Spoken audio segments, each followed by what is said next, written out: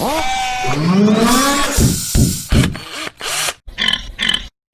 bonnet hinges. We spoke about these before. We had to modify the bonnet to make use of them. Well, while I'm going to keep them, I've modified them. You'll notice there's a dip in both of them, just like here. You'll notice that there's a dip in both of them here. This is to allow the bonnet to open a little bit more on normal use, but useful. And you notice I've put a slot in both of them as well. You get these quick release ones are about twice the price, and they're just some catch that goes across this hole here. Well, I don't see why the slot in the right place, which I've been fiddling with getting in the right place, won't do the same job. If it doesn't, I could just plate it up. It's no big deal. So might as well try these. Let's see if it works. So let's try and fit this bonnet. In about 15 seconds time, we'll find out if this is a little bit of a genius idea or absolutely stupid. Not a good start.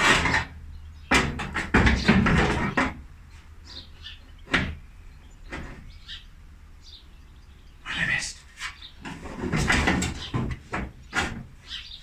Oh yeah, someone moron put brackets in the way.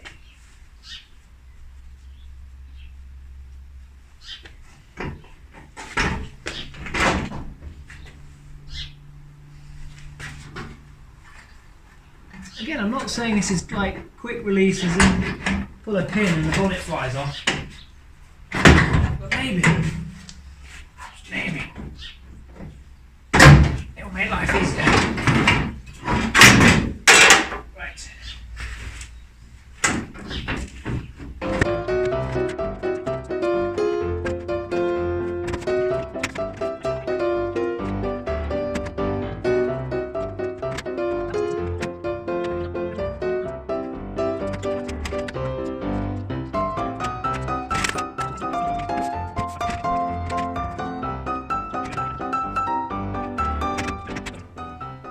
Again, shall we?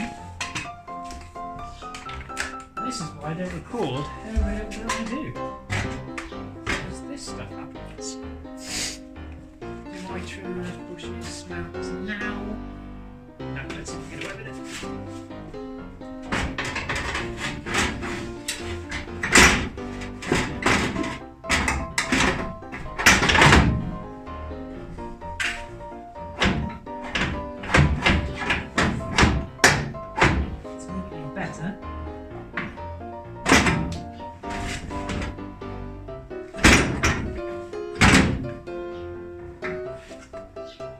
Maybe it's worth twice the price for the special hinges.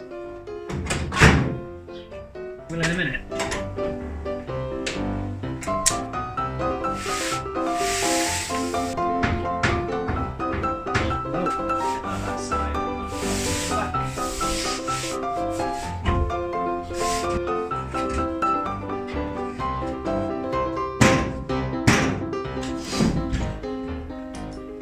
Boring stuff over, I'm going to start fettling. Difficult to tell in here, but that left-hand gap is about right. It's good enough for this first fit.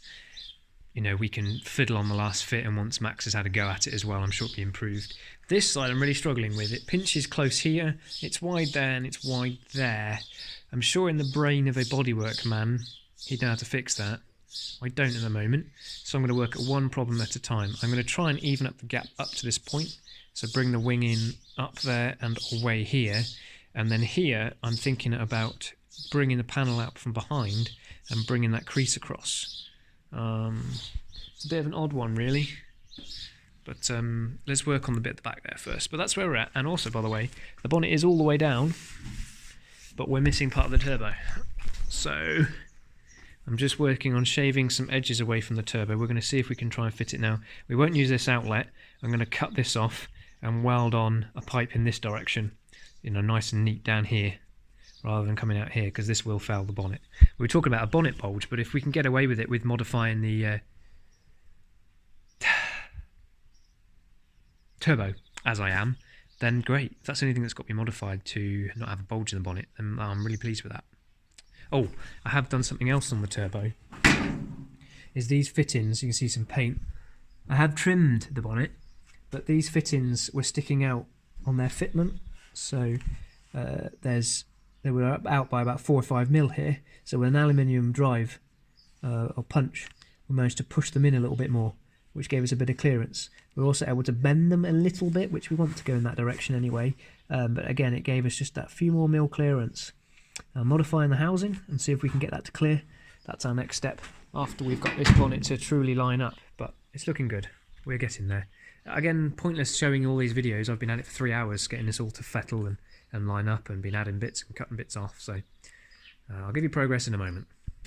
Okay, we found a crack where the bonnet was obviously flexing. It's not going to help our alignment. So we've cut out the section that had a split through it. A couple of holes either side, support plate behind, and we'll weld that in, and then we'll cut it clean.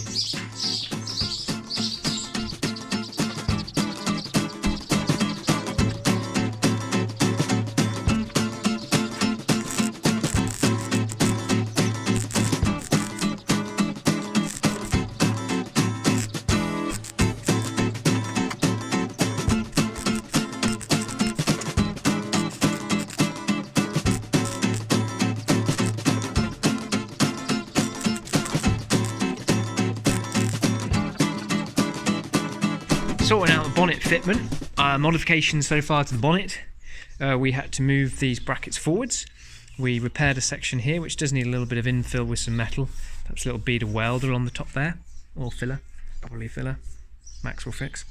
And we've been really manipulating this side. As you can see, it's not finished off. I just want to give it primer so we can get an edge. So this originally went off to the right for some reason, and now it's a nice line all the way down and lines up the bonnet. This side had to go in this direction a bit. Now I know what you're thinking. If this side needs to go that way and this side needs to go this way, move the bonnet across. But then the lines wouldn't match up. The bonnet was square. I measured that a few times. We did manipulate the bonnet a little bit, as much as we could without it twisting. It started twisting in the middle. And then we just hammered that back. We flattened this piece out. So we cut across here, brought it out, flattened it, and then redid a crease. And then we had to put some cuts in it so that we could bulge it this way, because actually it's a curve this way, as well as this way, as well as this way, as well as that way. So I'm relatively pleased. All I'm using is a tack hammer and a ball joint remover as a dolly. I've never done this sort of thing before, so for my standards, it's good. It's the next day. This is Friday now.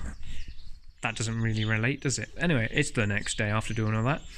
I spent the whole morning so far, it's about lunchtime now, getting the turbo to fit. Now, I did think about putting a bulge in here, which would mean removing this section here anyway. So I removed that section slowly, bit by bit, until we've got more and more clearance. We've then removed a mount, which was here, which you might be able to reinstate back here once we've put a pipe on. This is always my intention, to cut this out, because the turbo outlet's here, and then weld in, like Goatman Technologies, shamelessly stealing there, a pipe going this direction. It needs to go this way anyway, so weld a pipe in here that comes down like that. So we cut that off as well. These pipes here, as you can see, I've been using paint to find clearances. This was fouling, so we were able to turn them in a couple of positions to help that, and just bend them back that way. They've got to go down here anyway, so we didn't want to bend it till it kinked, but we bent it about 10 degrees. And then I noticed this flange was sticking out a bit, so we got an alloy drift, and we punched these in. That gained us about 2 or 3 millimeters, so that was good.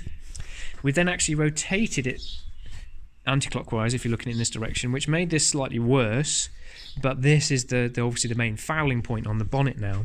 So we've just gently hammered this corner edge to give us a few more millimeters. This is an adjustable length here, so we can adjust the gate later. We'll pull it full vacuum, make sure it's holding closed, and then release, and we can adjust it there, so that's not an issue. We had a little bit of clearance there. Okay, this is where we're at now. I can't grind this back anymore, or we'll lose housing, so it won't make a seal. It's already pretty thin as it is. And it's just touching there, and it's just touching there. And there's a bit more clearance I can gain there, but it is touching there. Would you shut up? Wait! Seriously. Sorry, birds. So I'm going with my plan E, I think we're at now. Removed some metal trim here as well, to where we could rotate it just a couple more millimeters. The bonnet basically will sit on some rubber stops in the place I want it, but it is touching. So of course, as soon as the engine rocks a little bit, or starts, or runs, it's going to be rubbing the bonnet, bad noise, it'll rub through eventually and rust and all the rest of it. Not good. So my last plan, and I had a little look here, these 4 bolts here, if I slightly clearance them, we can drop this turbo down a few millimeters. So that's my plan. We'll drop it down, I'll open up this hole the other side so we don't lose any flow coming through here, and then we'll just give these couple of mounts down here holding this on a tap, and the whole thing can come down 5mm to give us the last bit of clearance we wanted. I always had this in mind, but I wanted to see how much clearance I could get first, and if I could get it to this point where it's just touching the bonnet, we can get the clearance we need. 5mm is the same clearance we're getting everywhere else, so bit of a long wordy update, but just to let everyone know what I'm doing to get this turbo behind this bonnet without a bulge.